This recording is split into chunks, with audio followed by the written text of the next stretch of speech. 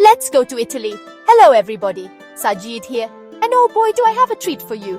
We are going on a journey, a beautiful, delicious, and absolutely unforgettable journey to Italy. I am so excited to share this with you. Think of me as your friend who just got back from the most amazing trip and can't wait to tell you everything. We're going to talk about the must-see places, of course, but also the things that make Italy, Italy. We'll dive into the coast, the incredible culture, the food, and even some surprising wildlife, the stunning lakes, and the history that you can literally reach out and touch. This isn't just a list of places, it's an invitation. I want you to feel like you're right there with me, walking through ancient streets, smelling the lemons on the coast, and hearing the beautiful chaos of an Italian piazza. We're going to explore this incredible country together, from the grandeur of Rome to the serene beauty of Lake Como. It's a feast for the senses and everyone's invited to the table. So get comfortable, maybe grab a little snack, an espresso perhaps? Close your eyes for a second. Can you picture it? You, standing in the middle of a sun-drenched piazza, the sound of a fountain bubbling nearby, the aroma of fresh pasta and rich tomato sauce wafts from a nearby trattoria. You're about to take your first bite of real gelato and you have a whole country of wonders ahead of you. That's the feeling we're chasing today, so come on! Let's go explore the magic of Italy together. It's going to be fantastic. Our adventure begins where so much of Western civilization began. Rome, the eternal city. And let me tell you, when you first arrive, it's a lot, in the best way possible. It's this beautiful, chaotic symphony of life. Vespers buzzing by, people gesturing wildly while they talk, the smell of coffee and pastries in the air. It's a living, breathing museum where every single street corner has a story to tell. And I mean thousands of years of stories. You feel the weight of history just by walking on the cobblestones. You can't come to Rome and not see the Colosseum. I mean, come on! You see it in pictures, you see it in movies, but when you stand before it, it's breathtaking. You can almost hear the roar of the crowds from 2,000 years ago. It's this massive, awe-inspiring monument to human ingenuity and, let's be honest, brutality. Walking through those ancient arches, you feel so small, just a tiny blip in the grand timeline of this incredible place. It's a humbling and truly powerful experience. And then, just a short walk away, you're in a different world entirely. Vatican City. It's the smallest country in the world, but it has some of the biggest art. Standing in St. Peter's Square, designed by Bernini, you just look up at the dome of the basilica, designed by Michelangelo, and you think, how did they even do this? It's a testament to faith and human creativity on a scale that is almost impossible to comprehend. It's pure grandeur. Inside St. Peter's Basilica, it's just silence and awe. The light streams in through the windows, illuminating the incredible mosaics and sculptures. You see Michelangelo's Pietà, and it's so lifelike, so full of emotion, it feels like the marble could breathe. It doesn't matter what you believe. You feel something spiritual in that space. It's a shared human experience of appreciating profound beauty, and it connects you to everyone else standing there in wonder. Of course, you have to make a wish at the Trevi Fountain. It's this explosion of Baroque art and rushing water tucked away in a tiny piazza. It's always crowded, always full of energy and hope. They say, if you toss a coin over your shoulder, you're guaranteed to return to Rome. I must have thrown in a whole handful because I am definitely coming back. It's one of those wonderfully touristy things that you just have to embrace with a big smile. And the food in Rome. Oh, the food. This is where you find cacio e pepe, the simplest, most perfect pasta dish, just cheese and pepper. How can something so simple be so good? Or a crispy, thin crust Roman-style pizza. And the artichokes, whether they're fried Jewish-style, carciofi alla Giudia, or braised Roman-style, carciofi alla Romana, they are a revelation. Every meal feels like a celebration. Walking through Rome at night is magic. The ancient ruins are all lit up, casting long, dramatic shadows. The city softens, becomes more romantic. You can wander through the charming neighborhood of Trastevere, with its ivy-covered buildings and lively trattorias, and just get lost. That's the best part of Rome, I think. Letting go of the map and just letting the city lead you to your next discovery, your next perfect bite, your next unforgettable moment. From the moment you arrive in Venice, you realize you're somewhere completely unique on this planet. There are no cars, no roads, just water. The main boulevards are canals, the taxis are boats, and the sound of the city is the lapping of water against centuries-old buildings. It feels like you've stepped into a painting, a fairy tale. It's disorienting and enchanting all at once. The whole city is a miracle of engineering and artistry, a place that shouldn't exist. But thank goodness it does. The heart of Venice is the Piazza San Marco, or St. Mark's Square. Napoleon called it the drawing room of Europe, and he was right. It's this vast open space surrounded by stunning architecture, bustling with people, pigeons, and the sound of competing orchestras from the historic cafes. You have the breathtaking St. Mark's Basilica at one end, and the Campanile, the bell tower, which you can climb for the most incredible view of the city's red rooftops and lagoon. St. Mark's Basilica is just something else. They call it the Church of Gold for a reason. Inside, it's covered in over 8,000 square meters of shimmering gold mosaics that tell biblical stories. The light catches the gold, and the whole place just glows. It's a mix of Byzantine, Gothic, and Renaissance styles. A treasure chest of riches brought back from Venice's time as a maritime superpower. It's opulent, it's overwhelming, and it is absolutely magnificent. And you have to do it. You just have to. A gondola ride. Yes, it's for tourists, but who cares? It's wonderful. Gliding silently through the narrow sleepy canals, under ancient bridges, with a gondolier in a striped shirt serenading you. It's pure romance.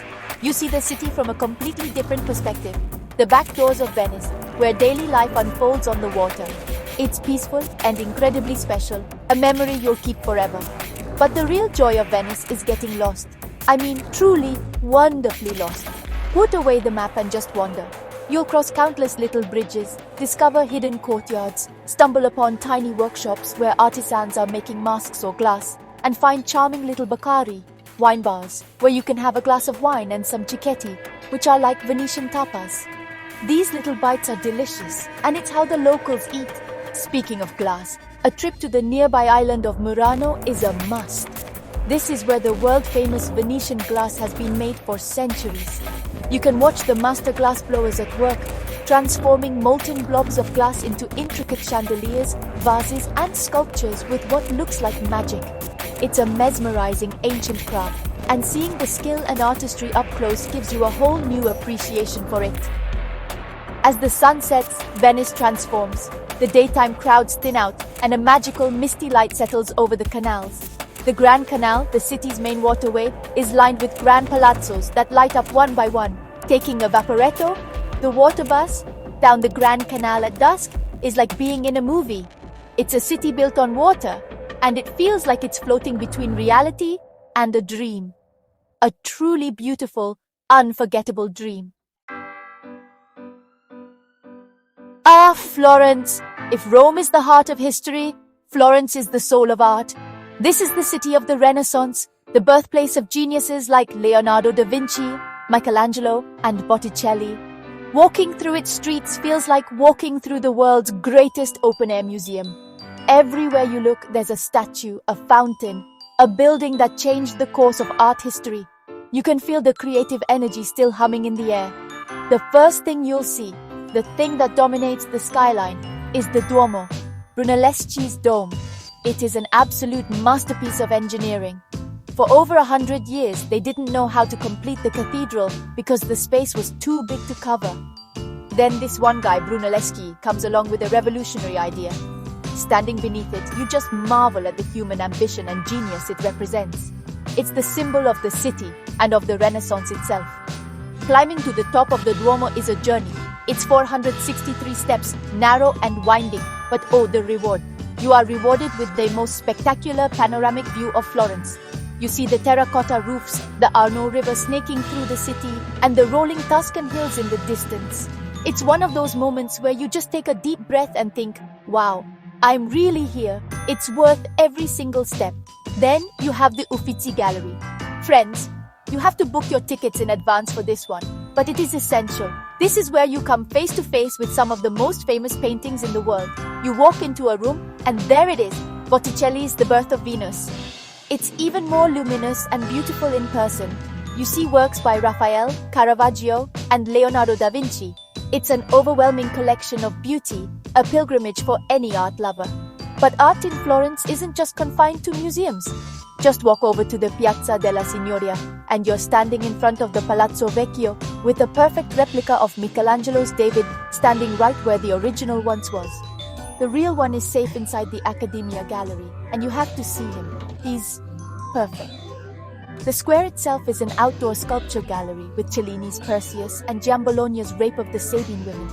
It's incredible. Let's not forget the Ponte Vecchio, the old bridge. It's the only bridge in Florence that survived World War II, and it's lined with jewelry shops, just as it has been for centuries. It's always bustling with people, and looking out from the middle of the bridge at the Arno River below is just lovely. It feels like a direct link to the city's medieval past, a bridge not just over water, but through time. And what about the food? Florence is in Tuscany, so you know it's going to be good. This is the home of the bistecca alla Fiorentina, a giant thick-cut T-bone steak grilled rare. It's a serious piece of meat for serious eaters. You also have to try lampredotto, a classic Florentine street food. A tripe sandwich. Don't be scared, it's delicious. Find a little food stall, be brave and eat like a local. It's all part of the adventure. Get ready for your jaw to drop. The Amalfi Coast is without a doubt one of the most stunning coastlines on the entire planet. It's a dramatic, breathtaking stretch of land where mountains plunge straight into a sparkling turquoise sea. The road itself, the Amalfi Drive, is a marvel, a narrow, winding ribbon carved into the side of the cliffs. Driving it is an adventure, with hairpin turns and views that make you gasp at every corner. It's pure, beautiful drama.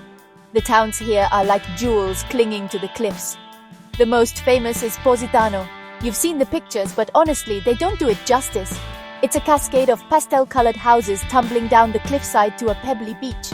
It's impossibly charming and chic. You spend your days wandering the steep, narrow lanes, browsing the linen shops and art galleries, and then rewarding yourself with a refreshing drink at a beachfront cafe. It feels like you've stepped into a postcard. As you wander through Positano's streets, the scent of lemons is everywhere. This region is famous for its giant, fragrant lemons. They use them in everything. You have to try the local specialty limoncello. It's a sweet, potent lemon liqueur, and it's the perfect way to end a meal. They also make lemon-flavored pastries, lemon granita, even lemon pasta. It's the taste of the Amalfi Coast in a single flavor, bright, zesty, and full of sunshine. Further down the coast is the town of Amalfi itself, once a great maritime power. It has a beautiful cathedral with an impressive staircase and a lovely piazza where you can sit and watch the world go by. From here, you can take a short bus ride or a very steep walk up to Ravello. Ravello is perched high above the sea, offering the most serene and spectacular views on the entire coast. It's known for its elegant villas and magnificent gardens. The gardens of Villa Simbrone in Ravello are a must-see. You walk through this beautiful estate to the Terrace of Infinity. It's a balcony lined with marble busts that opens up to an endless panoramic view of the sea and the sky. It is one of the most beautiful and romantic spots I have ever seen. It's quiet, peaceful, and it makes you feel like you're on top of the world, looking down at paradise. It's a moment of pure, unadulterated beauty. Of course, a trip to the Amalfi Coast isn't complete without getting out on the water. Renting a small boat or taking a boat tour is the best way to see the coastline in all its glory. You can explore hidden grottos, swim in secluded coves with crystal clear water, and see the cliffside villages from a whole new perspective. Seeing Positano from the sea, rising up like a colorful pyramid, is an image that will be burned into your memory forever. The food here is all about the sea. Freshly caught fish grilled to perfection with a squeeze of local lemon, spaghetti alle vongole, or my favorite cialatielli ai frutti di mare, a thick homemade pasta with mixed seafood. You eat it at a restaurant with a terrace overlooking the water, a gentle sea breeze in the air, a glass of crisp white wine in your hand. I mean, does it get any better than that? This place isn't just a location, it's a feeling. Imagine 5 tiny, impossibly colorful fishing villages clinging to rugged cliffs along the Italian Riviera. That's Cinque Terre. It literally means the 5 lands, and each village, Monterosso al Mare, Vernazza, Corniglia, Manarola, and Rio Maggiore, has its own unique charm. For centuries, these villages were isolated, connected to each other only by mule paths and the sea. That isolation is what has preserved their authentic rustic beauty. This place is a hiker's dream and a photographer's paradise. The most famous way to experience Cinque Terre is by hiking the Sentiero Azzurro, or the Blue Trail, which connects all 5 villages. The trail winds its way along the cliffs, offering the most incredible views of the terraced vineyards, the rocky coastline, and the shimmering Ligurian sea below. Some sections are easy strolls, others are challenging climbs, but every step is worth it for the scenery. You feel so connected to nature here. Let's talk about the villages. Riomaggiore, the southernmost village, is a cascade of brightly colored tower houses that seem to tumble into a tiny picturesque harbor.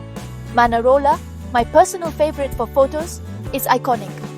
The view of the town from the vineyard path at sunset is one of the most famous images of Italy, and for good reason.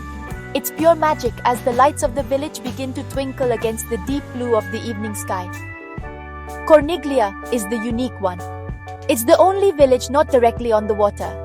It's perched high on a promontory, and to reach it, you have to climb a long brick staircase called the Ladarina.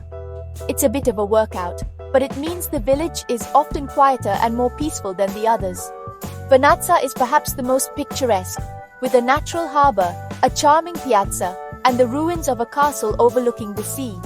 It's just storybook perfect. And then there's Monterosso al Mare, the largest of the 5 villages. This is the one with a long, beautiful sandy beach, which is a rare treat in this rocky region. It's a great place to relax, swim, and soak up the sun after a few days of hiking. It feels a bit more like a resort town but still retains that classic Cinque Terre charm. Each village offers a slightly different flavor of this amazing region. The food here is shaped by the land and the sea. This is the birthplace of pesto. The basil grown on these terraced hills is incredibly fragrant. You have to try the trophy al pesto, a local pasta shape perfectly designed to catch all that delicious sauce. And because you're on the coast, the seafood is fantastic. Fried anchovies fresh from the sea are a local specialty. Don't knock it till you try it. They're salty, crispy, and delicious. And we have to talk about the wine. The terraced hillsides aren't just for looks, they're covered in vineyards. The winemaking here is called heroic viticulture because it's so difficult to cultivate grapes on these steep cliffs.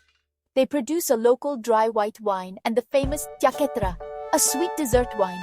Enjoying a glass of local wine while watching the sunset over the sea is the perfect end to a perfect day in Cinque Terre.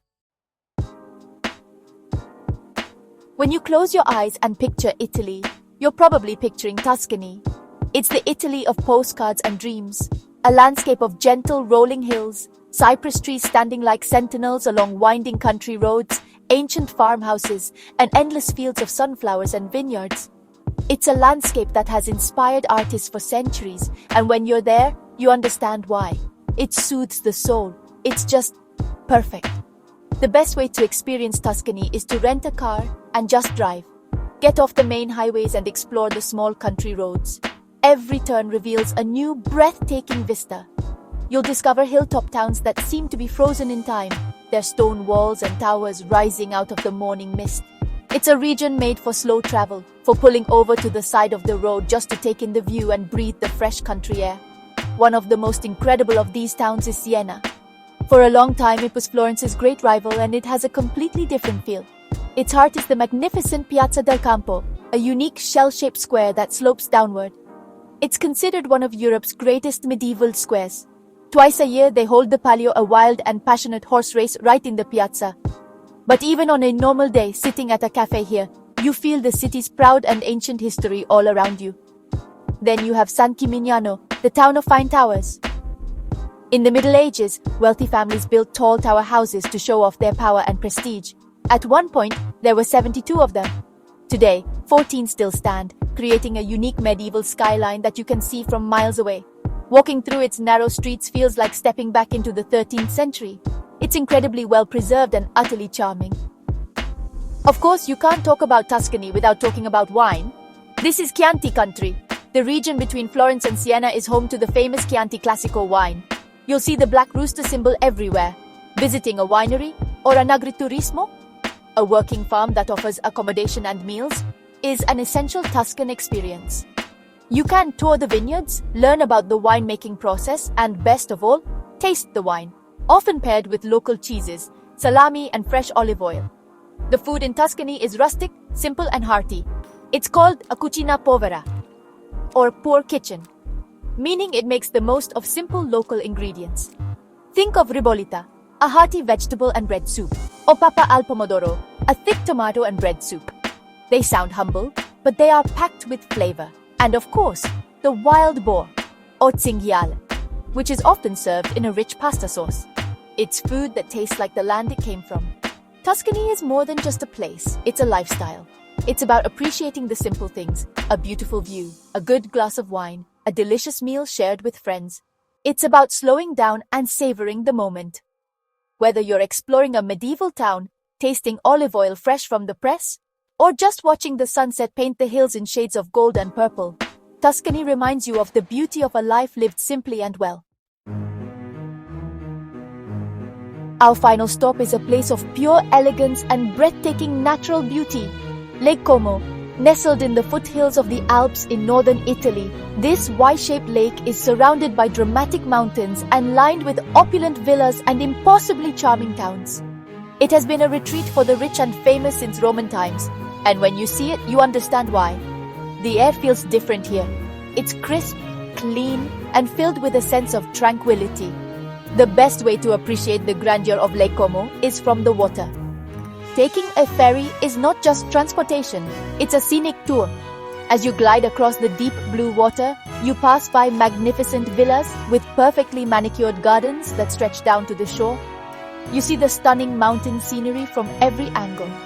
It's a constantly changing panorama of blues and greens, a feast for the eyes. The most famous town on the lake is Bellagio, known as the Pearl of the Lake. It's situated right at the point where the three branches of the lake meet, offering incredible views in every direction. Bellagio is a maze of steep cobbled lanes, lined with high-end boutiques, silk shops, and lovely little cafes. Walking its streets feels sophisticated and utterly delightful. You can spend hours just exploring its hidden corners and admiring the views. Another gem is the town of Varenna. It's a bit quieter and, for me, even more romantic than Bellagio. It's a classic fishing village with a colorful waterfront, a lovely lakeside promenade called the Walk of Lovers, and the beautiful gardens of Villa Monastero. It's less crowded and has a more authentic, peaceful atmosphere. Sitting at a cafe by the water in Varenna, you feel like you could stay forever. The villas of Lake Como are legendary. Many are private, but some, like Villa Carlotta in Tremezzo and Villa Balbianello near Leno, are open to the public. Villa Balbianello is especially famous. You might recognize it from movies like Star Wars and Casino Royale. Its terraced gardens are a masterpiece of landscape design, offering stunning views from every turn. Visiting these villas is like stepping into a world of old-world glamour and luxury. The food in this region is different from what we've seen in the south. It's influenced by the mountains and the lake. You'll find delicious lake fish like perch, often served with risotto con pesce persico. You'll also find hearty mountain dishes like polenta, often served with cheeses or savory stews. It's a comforting, delicious cuisine that perfectly complements the alpine scenery. Lake Como is the perfect place to unwind at the end of our Italian journey. It's a place for long, leisurely walks, for sitting by the water with a good book, for enjoying an aperitivo as the sun sets behind the mountains, casting a golden glow over the lake. It's a place that invites you to slow down, to breathe deeply, and to simply be present in one of the most beautiful settings imaginable. It's a serene, elegant, and unforgettable farewell to Italy. And just like that, our amazing trip through Italy is wrapping up. But wow, what a journey it's been! From the old sounds of Rome to the calm beauty of Lake Como, we've seen so much loveliness. But remember, what we've seen is just the start, just a little bit. The real magic of Italy happens when you go to places not many people visit. I hope you'll get lost in a neighborhood, try a food you can't say at a local restaurant, and find a village party and dance with the people there. Italy is a country for everyone, no matter how much money you want to spend. You can stay in fancy hotels or cute family-run bed and breakfasts. You can eat at top-rated restaurants or have the best pizza ever from a small shop for just a few dollars. Plan your trip how you like, based on what makes you happy. If you love history, food, art, or nature, Italy has something special just for you. It's a country that rewards being curious. So now I want to hear from you. What are your favorite spots in Italy? Do you have a memory, a taste, or a moment you'll always remember? Share your stories and tips in the comments below. Let's make a group of Italy fans right here. Thank you so much for coming on this trip with me. It's been a real joy. Until our next adventure, bye for now. And as they say in Italy, arrivederci. See you again.